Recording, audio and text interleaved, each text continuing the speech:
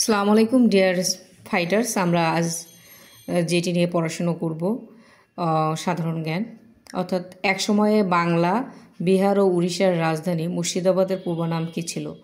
বাংলা, বিহার ও উড়িষ্যার রাজধানী মুর্শিদাবাদের পূর্ব নাম ছিল মাকসুদাবাদ। বাংলা, বিহার ও উড়িষ্যার রাজধানী মুর্শিদাবাদের পূর্ব নাম ছিল মাকসুদাবাদ। বাংলার রাজস্ব ব্যবস্থা পুনর্গঠন করেন কে? বাংলার রাজস্ব ব্যবস্থা পুনর্গঠন করেন মুর্শিদ কুলি খান। বাংলার রাজস্ব ব্যবস্থা পুনর্গঠন করেন মুর্শিদ কুলি খান। বাংলায় মুসলিম শাসনামলে আবওয়াব শব্দটি কোন ক্ষেত্রে ব্যবহৃত হতো? খাজনা। নবাব সিরাজউদ্দৌলা নবাব সুজাউদ্দিন খানের বাংলার শাসনকাল ছিল নবাব সুজাউদ্দিন খানের বাংলার শাসনকাল ছিল 1727 থেকে 1739।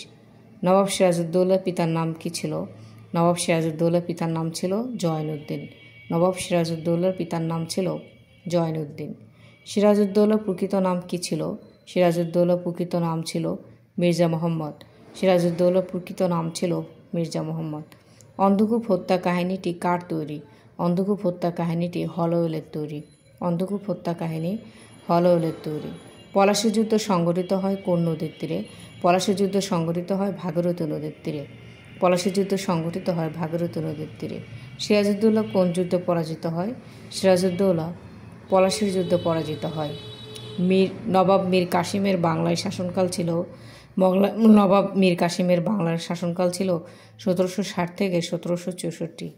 নবাব মীর কাসিমের বাংলার শাসনকাল ছিল 1760 থেকে 1764। বক্সার যুদ্ধ কত সালে সংঘটিত হয়?